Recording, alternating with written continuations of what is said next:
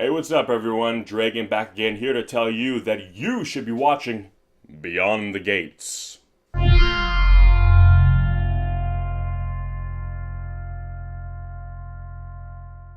So, Beyond the Gates is a 2016 horror film directed by Jackson Stewart and basically follows a group of three people, two kind of estranged brothers and the older brother's girlfriend.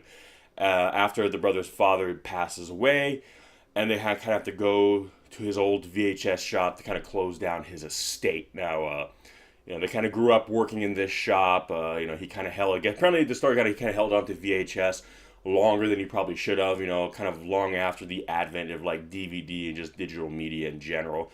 He kind of still had this VHS shop, but kind of, started to go by the wayside. Surprise, surprise.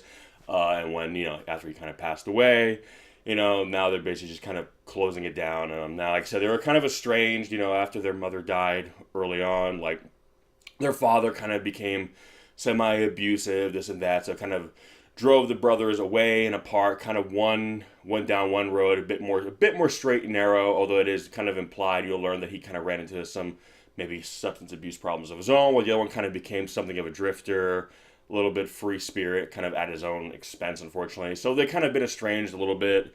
Don't really necessarily think too highly of each other, but they had to kind of come back together. They kind of start cleaning up this shop, and as they do so, they start rediscovering a lot of memories. Kind of remember some of the good times they had there. Because their childhood, for better or for worse, this shop was kind of like a second home to them.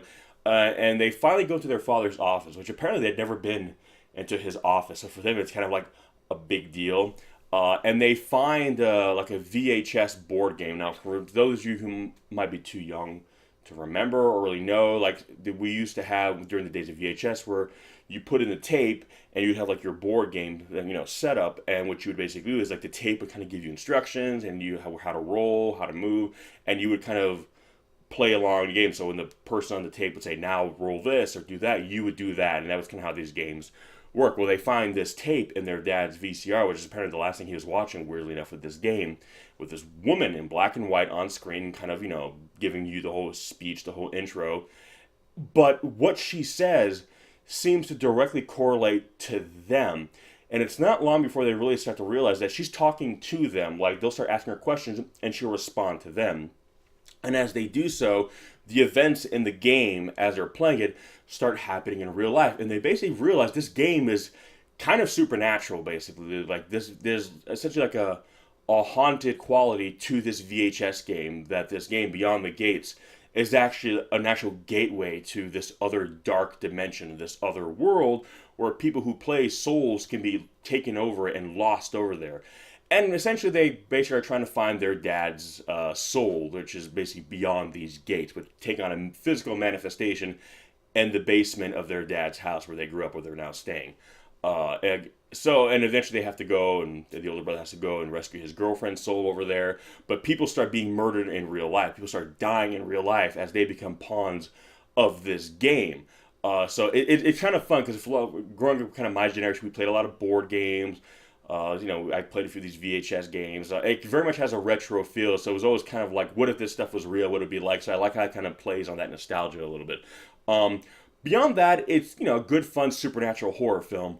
But what makes this film kind of interesting is that it's kind of the moral crux of it is that it kind of teaches you to perhaps be more focused on the living.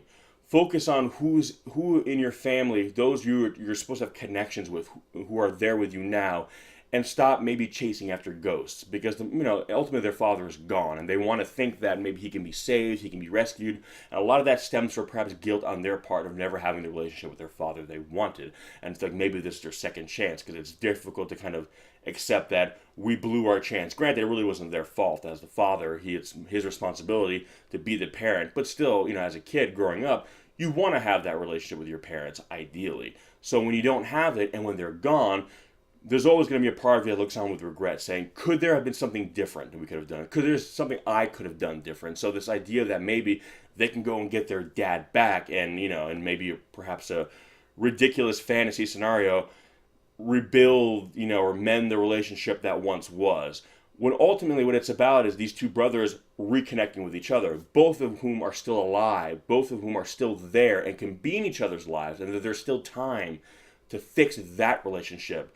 What happened with their father, it's unfortunate, but it is what it is. But those two, they can still fix things now. They can still mend it so they have a future together. And that's ultimately what they kind of discover as they kind of go through this harrowing experience, is that what matters is who's next to you right now.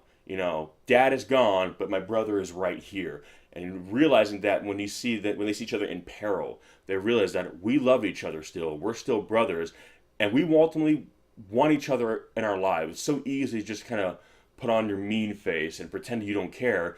But when you realize that you could lose them, when the threat of them dying and losing them for good is very much in your face, you suddenly realize that all that posturing, all that wanting to hold on to a grudge just evaporates, because you realize just how kind of stupid it is, and that you actually love this person and you don't want anything to actually happen to them, because while you may never see them, you may never talk to them, you still know they're out there. You still know they're there somewhere, that you could pick up a phone and call them if you really want to.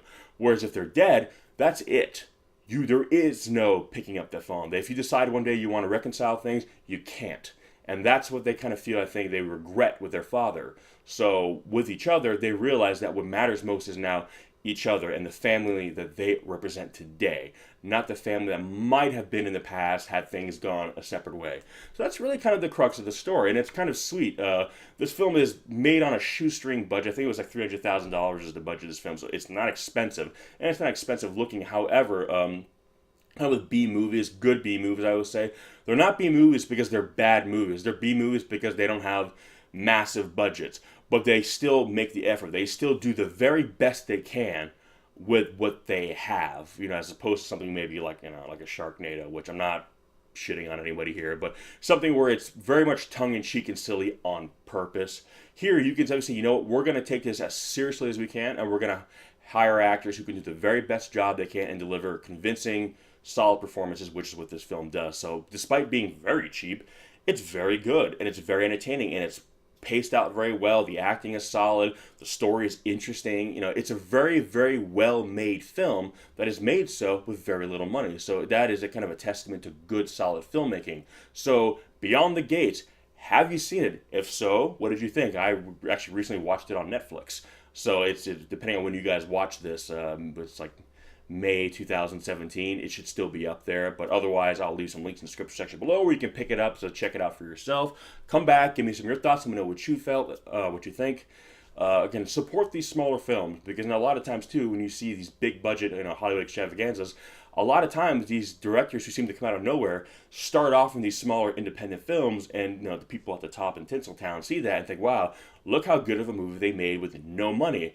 Imagine what their films could look like with money. We've seen that, happen with like Colin Trevorrow, who did, Safety Not Guaranteed, and then Spielberg saw that and gave him Jurassic World. So, support these smaller films, because these directors who you've never heard about, and even actors for that matter, they could be the next big thing, and then you can kind of, be the elitist in the conversation and say, well, I saw them back when they were, making just little tiny films, before anybody knew who they were. So you can be that guy. So Beyond the Gates, check it out, support it, let me know what you think, and as always, guys, we'll catch you in the next one. Peace!